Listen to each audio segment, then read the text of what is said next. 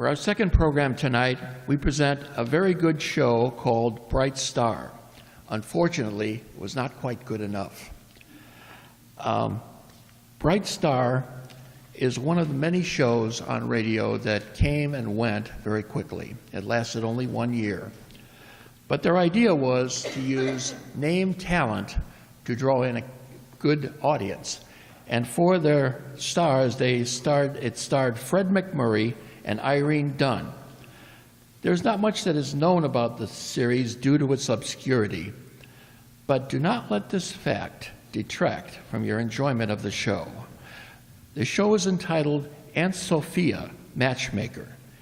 It is now time to sit back, relax, and turn back the clock to April 1st, 1953, the day of April Fool's Day, for this entertaining program of Bright Star.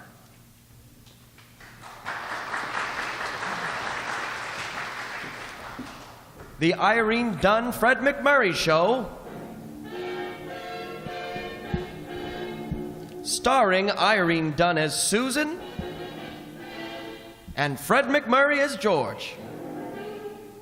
Together in the gay, new, exciting comedy adventure, Bright Star.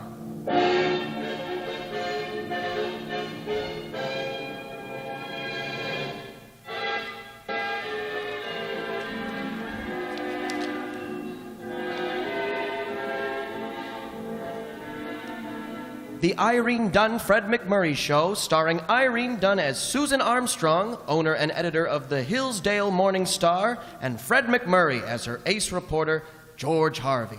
If there's ever a dull moment, it's never found in the company of George and Susan. They're together now in Susan's living room, and the moment is anything but dull.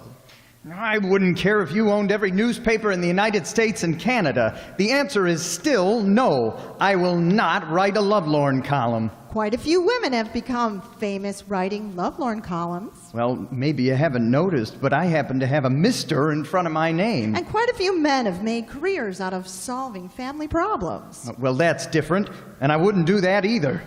Oh, George, you're just stubborn. I'm just a reporter. I'm a guy who gathers news and tries to make it sound interesting enough to read. I don't even know how to run my own life, much advise other people on how to run theirs. You can save that again, George Harvey. Oh, it's too long. Do you want me to serve dessert in here? No thanks, Patience. I'm in no mood for dessert. You might ask Mr. Harvey. Oh, well. Mr. Harvey? No thanks, Patience. Nothing. Some, soothing maple syrup, maybe? And just what does that mean? Oh, nothing in particular. Thought maybe I'd pour some oil on the troubled waters. There's someone at the door, Patience. Well, maybe they'll have some dessert. Now, I'm warning you, George, I'll have my way in this matter. Well, if you're so hep on this column, why don't you write it yourself? Well, I like that. Isn't it enough that I'm the editor of the Morning Star? Sometimes I think it's too much, and this is one of the times. George Harvey, I've taken just about all the insults from you that I care to. You're egotistical, overconfident, overbearing, bullheaded male, and there's nothing that I detest more. Susan, let me tell you something. Susan, it's your Aunt Sophie, and she doesn't want any dessert either. Oh, Susan, Susan, my darling. Aunt Sophie, wherever in the world did you come from? Why, from Pomona, Susan. You know where I live. But I mean, how? When? Why? Now, never you mind all that. Plenty of time for a chat. In a few days I'll be here. You might introduce me to that handsome young man. Oh, you mean George? George Harvey, my Aunt Sophie Armstrong. How do you do? Well, this is indeed a pleasure, Mr. Harvey. My. I hope my coming hasn't interrupted a tender moment between you two. No, not at all. We haven't had a tender moment in quite a while. Well, I guess I'd better be going. Oh, please now, don't go off on account of me. Oh, believe me, it's not on account of you. Well, I always say, whenever two young people have a misunderstanding, it's always best that George is in a hurry, Aunt Sophie. He's starting a new column, and he wants to finish it tonight. A columnist on a newspaper. Oh, isn't that wonderful? I always wanted to meet one. See there, George? I see nothing at all. One Armstrong or two, it doesn't matter. My decision is final. Good night, Miss Armstrong. Good night, Mr. Harvey. Good night, Miss Armstrong. Well, now that he's gone, Aunt Sophie, forgive me if I seemed a little upset when you came in. Susan, my darling, I understand everything. Well, now tell me, when did you leave Pomona, and why didn't you write, and how long are you going to stay, and... You're in love with him, aren't you? With George? I can tell.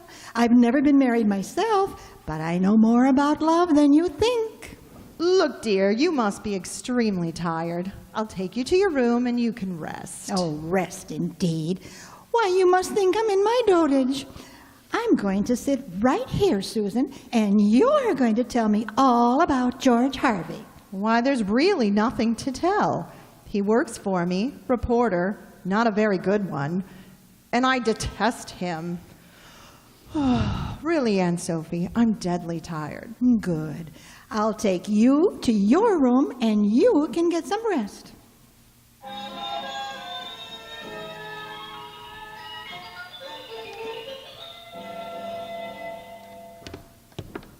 I thought I heard somebody down here. Well, good morning, Patience. Morning. You don't mind my fixing your breakfast, do you? My breakfast? I'm used to an early breakfast, and I thought I might as well prepare yours. I suppose Susan sleeps late? Not too late, 7:30 or 8. She might stay in the sack longer this morning, though. She generally sleeps late after she's had a Brannigan. She had another one with George just before you got here. Oh, Patience? They're in love, aren't they? Now that I wouldn't know. Oh, they are. I could see it the minute I walked in. Well, your eyes must be better than mine. Those lover spats don't mean a thing, Patience. I always say, have your quarrels before you're married, and there'll be nothing left to fight about.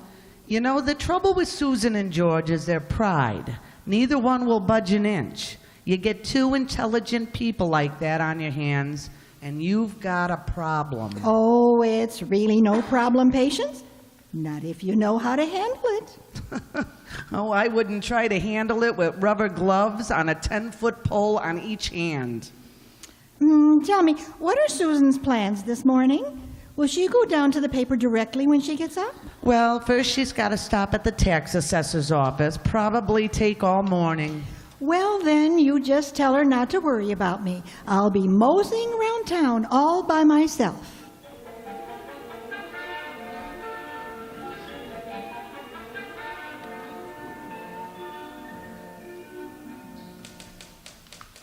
Sammy, run down and see if the printers are playing gin today. There's a poker game in the back room. Oh, that's right. I don't feel like playing poker today. Well, how about a little gym, Sammy? Now, Sure, just the two of us. Just a quiet little game. for keeps? Well, naturally, big operator like you. So long, Mr. Harvey. Well, hey, where are you going? I'm gonna wait till the day after tomorrow. Pinochle with the proofreaders. Oh, well, solitaire isn't such a bad game. There's no money in it. Yeah?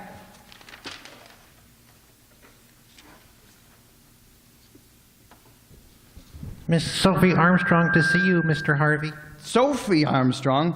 Well, yes, send her in, will you?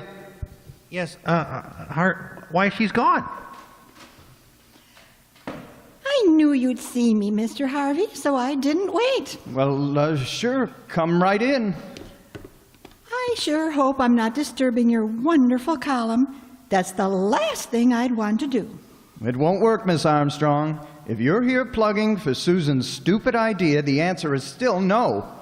You know, George, I think Susan's idea is stupid too. I told her to forget all about it. Well, Aunt Sophie, that's mighty nice of you. Well, sit down, won't you? Make yourself at home. Thank you. My, what a wonderful office you have here. Now I know what Susan meant when she told me you had such an extremely keen mind. Keen mind? Susan said that? Mm-hmm. And that isn't all. She said it isn't often you find such intelligence in such a devastatingly handsome man. You're sure she was talking about me? That was right after she said that she'd give anything in the world if... Oh, but I shouldn't go on telling you all these things. It's almost like tattling. Well, no, Aunt Sophie. Go on, tattle. Well, she said she wishes convention were a little different, that a woman could come right out and tell a man how much she admired him, without seeming bold, that is. She's still talking about me. Oh, of course. We had a long discussion last night after you left. I never was much one for convention myself. It's sort of restricting, but you know something, Aunt Sophie. I never had the slightest idea that Susan felt so strongly about me. Well, of course, George. That's convention again. She could tell a woman, but she could never tell you about... Well, what do you know? To think that all this time she was carrying a torch, and she was afraid to let me see it. If you don't mind the advice of an old lady, George, take Susan to some romantic spot.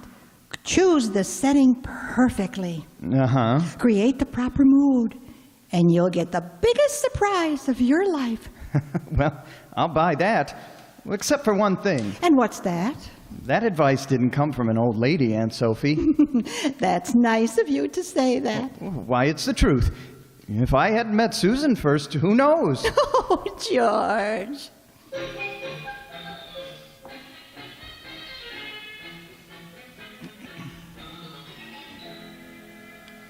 And Sophie, I've been worried about you all morning. Where have you been? Now, there's no need to worry, Susan. I can take care of myself. Everything all right at the tax office? Oh, I just had to check an assessment. Did you have your lunch? Oh, yes, thank you. I ate downtown. Oh, and by the way, I ran into that George Harvey this morning. George? Where did you meet him? Coming out of some pool room? No. As a matter of fact, he was in his office. You were at the Morning Star? Oh, just looking around. And I thought I might as well have a little chat with him.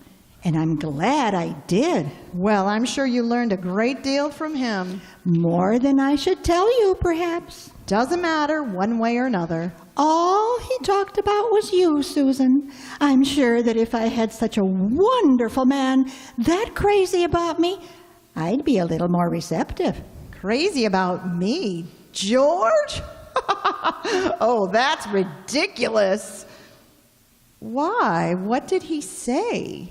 Well, he said you were so beautiful and had such an extremely clever mind that most of the time when he was with you, he simply lost his nerve. Oh, that's the first time I ever heard of George Harvey without nerve.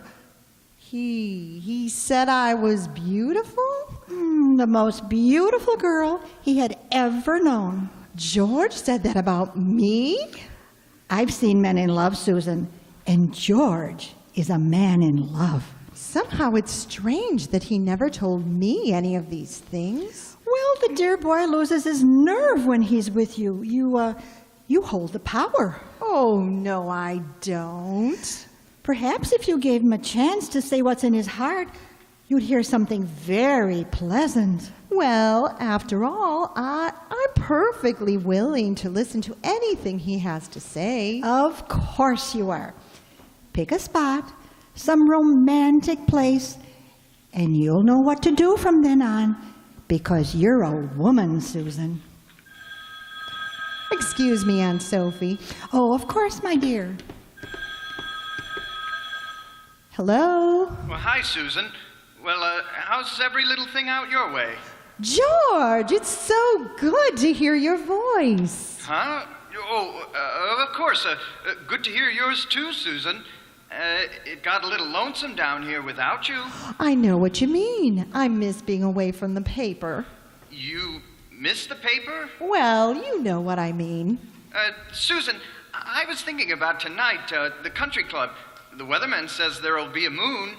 You and I could... Oh, George, that'll be wonderful. What have you got against 9 o'clock? Nothing at all. Well, I'm there now in my best outfit. I'm waiting. See you, Susan.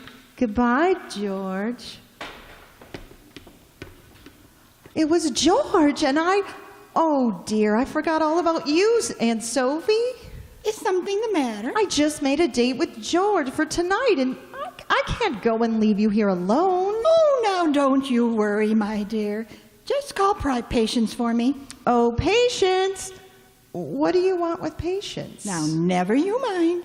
I'm old enough to know how to take care of myself. You want me, Aunt Sophie? Yes. Patience, are you staying home tonight? Tonight and every night. There's talk going around that I'm antisocial. Would you care to play some cards with me? It might be an idea. What kind of cards do you play? Oh, I play bridge and rummy and a little gin. How does that sound? Sounds like it could be interesting. But you know something, Aunt Sophie? I had an idea that your favorite game would be hearts.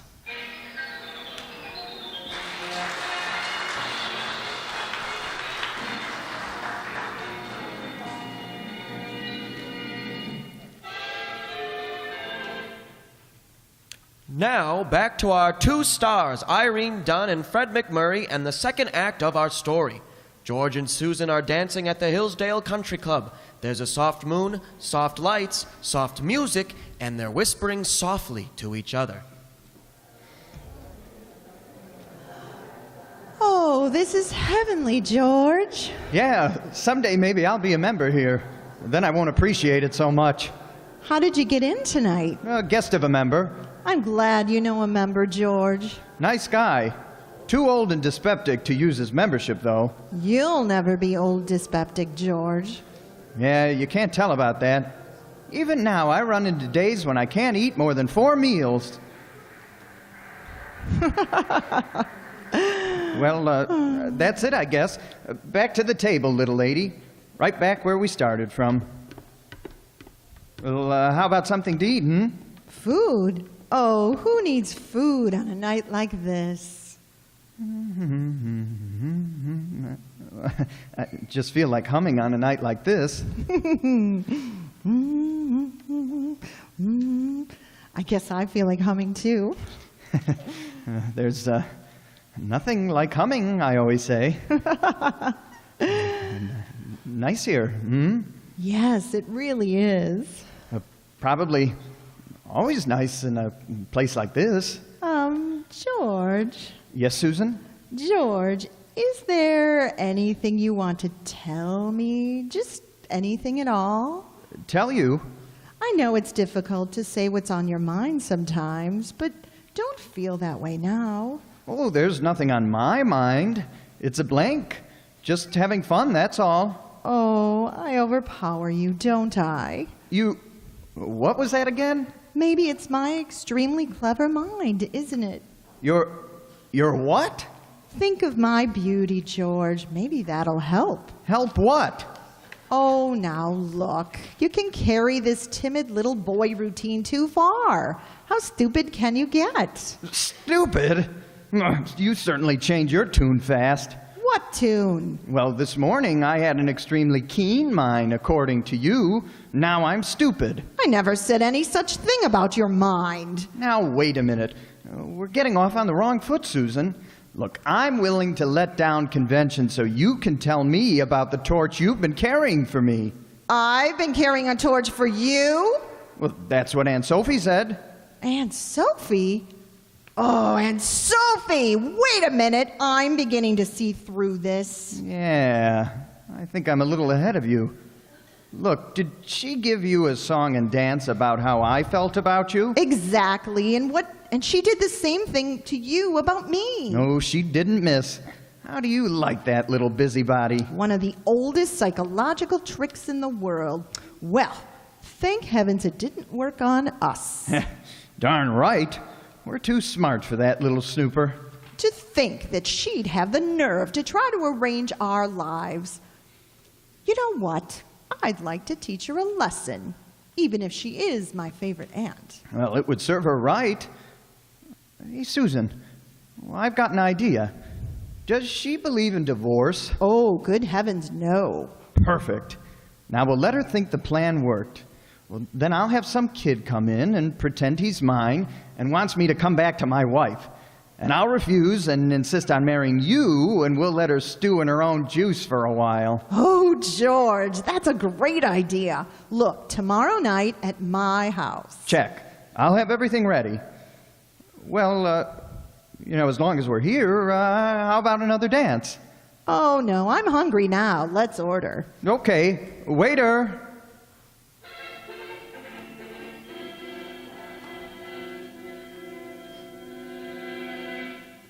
Well, there's no doubt about it, Aunt Sophie. You're the greatest little matchmaker in the world. Why, if it hadn't been for you, Susan and I would have gone along loving each other in silence. You know, I knew the minute I saw you two together that all you needed was to have your eyes open. Oh, George, darling, now that my eyes are opened, you look more wonderful than ever. Oh, precious one. In all the world there is no beauty as yours. What have I done to deserve such happiness? Oh, do you plan to be married soon? Oh, the sooner the better. To think of all the time we've wasted apart. I'll answer it. Patience taking in a movie. You know, Aunt Sophie, someday I'll be able to tell you what all this means to me. And to Susan, too. My dear boy, you don't have to tell me anything. The love light in your eyes is enough to make me happy for the rest of my life. I didn't think it was showing that much. It's someone for you, George. Daddy, Oh, hello, son. You're up late, aren't you? Mama sent me. She says you can't marry this woman because you're still married to her. Married? Your son? Yes, ma'am. Oh, Why, I don't believe you ever told me you were married, George. Well, you know how it is, Susan. It just sort of slipped my mind. Well, I guess I'll have to run off to Reno for a few weeks and get a divorce. You won't mind, will you? Well, of course not, darling. We're civilized people. The delay will be a bother, naturally, but, maybe I can just go with you. Reno! Divorce! Oh, Susan, you're not serious. Tell me you don't mean what you're saying. But Aunt Sophie, what else is there to do? Oh, this is too much. What have I done? Will you excuse me? I have a terrible headache. I'm going to my room. Oh, George, I hope we weren't too rough on her. Believe me, from now on, she'll throw away her Cupid's darts. How did I do? Oh, you were magnificent, Sammy. Did you ever think of a stage career? I'm thinking of that $5 you promised me. Oh. Give. Well, Sammy, it would be a little inconvenient at the moment. How about waiting until payday? If I gotta, I gotta. But come payday, I'll be waiting at the cashier's window, Daddy.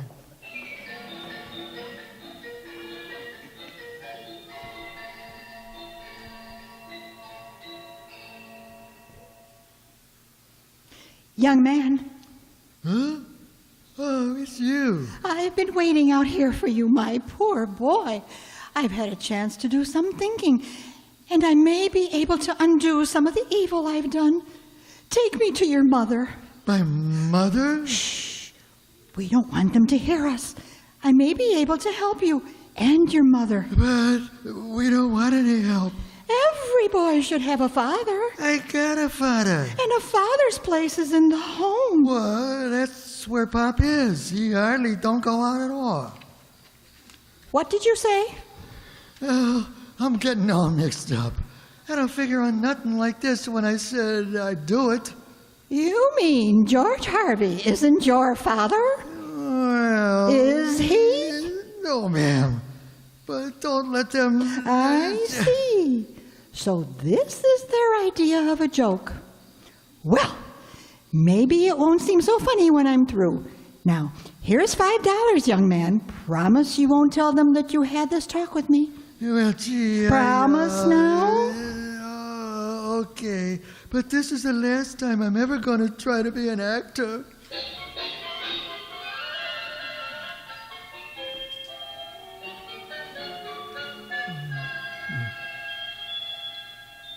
Good morning, Daddy. What? No, Sammy, look, you better lay off with that around here. Besides, the act's over. You won't forget the payday, will you? With you around, Sammy, I'm sure I won't. Morning, George. Oh, hi, Susan. How was Aunt Sophie this morning? She seemed in very good spirits. She's leaving tomorrow. I wanted to spend the day with her, but she insisted that she had some things she wanted to do by herself. I mean about hopes, the divorce and all that. That's what I mean. She seemed to be resigned to it, George. But she wants you to come to the house tonight again this evening. What for? Some kind of lecture? No, she said she wanted to give us both her blessing. I got a feeling maybe this has gone far enough. Maybe we should tip her off that we were just kidding. Well, I intend to before she goes, but it won't do her any harm to let her worry a little longer. Well, okay, she's your aunt. The invitation includes dinner, of course. Naturally. And Sophie's probably at home now, fixing up a special dish just for you. Well, good. I'll bring along a Geiger counter. She's liable to have a landmine in the stew.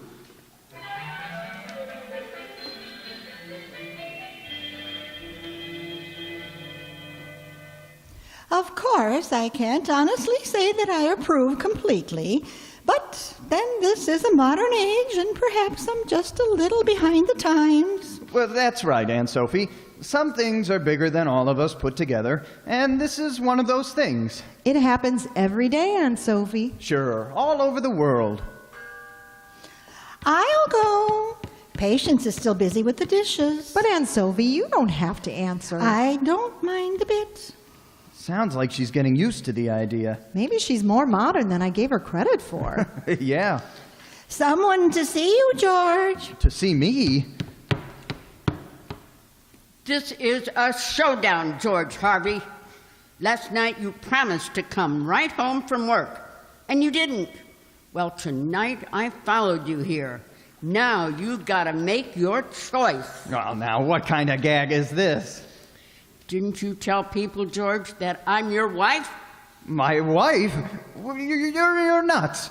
Now, whatever you're trying to pull... And now this is no way to treat the poor soul, especially if you're going to divorce her in Reno. But Susan, you don't believe that this woman is my wife, do you? Why deny it when you're going to divorce her anyhow? Well, how could I divorce her when I don't even know who she is? If you think I'm going to give you a divorce, George Harvey, you've got another guest coming.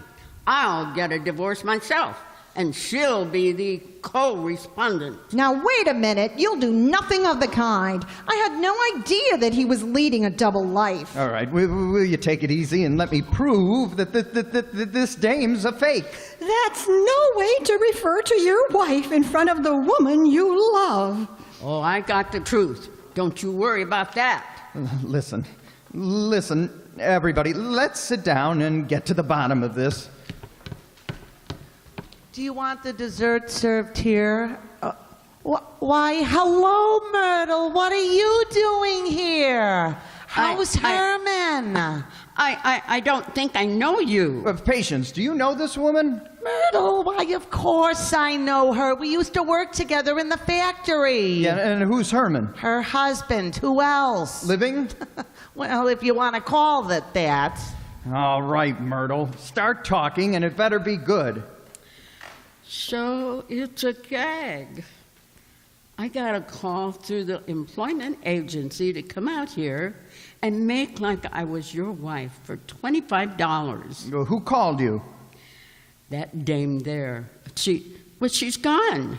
And Sophie again. Yeah, that's the one. She said it'd be a lot of fun and everybody have a good time.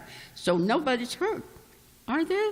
Susan, she's your aunt. Got any ideas? Yes, but I could go to jail for most of them. How about you? Well, that's the trouble. Mine are all along the same lines.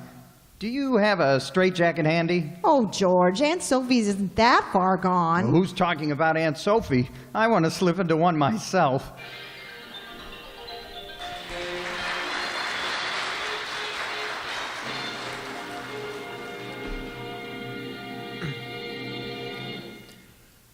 Our stars, Irene Dunn and Fred McMurray, will return in just a moment.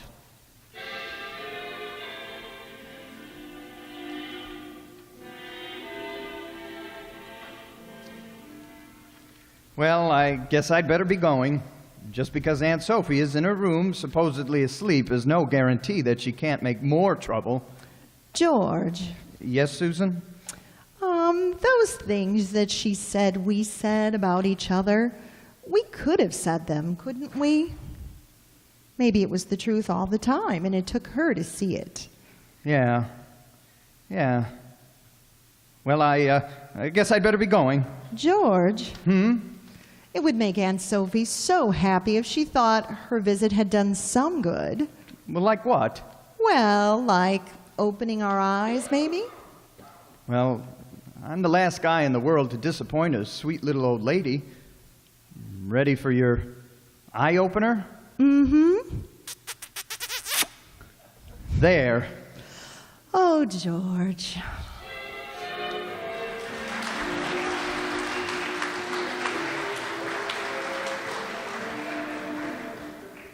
Irene Dunn and Fred McMurray will be back next week in another exciting comedy adventure in the gay new series Bright Star. This is Wendell Niles inviting you to join us then.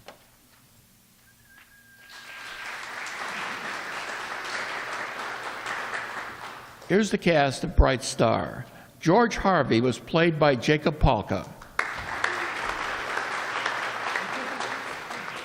Susan was portrayed by our newest member, Amy Nevis, who also played the receptionist. Patience was portrayed by Allison Byhun. And Sophia, the matchmaker, was played by Ellie Babka. Myrtle was played by Nell Brennan. The part of Sammy was portrayed by Herb Thompson. And the announcer and our ace Foley man was Marty McNulty.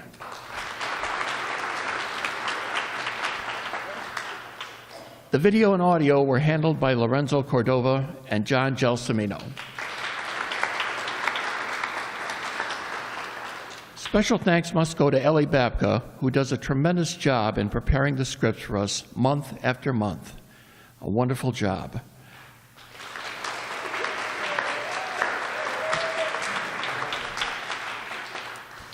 A big thank you must go to the Riverside Township Board, whose support makes these monthly shows possible.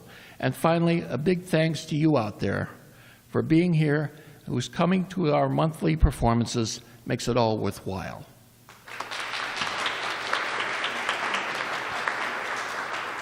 To tell us about next month's shows, here is Jacob Palka, the director.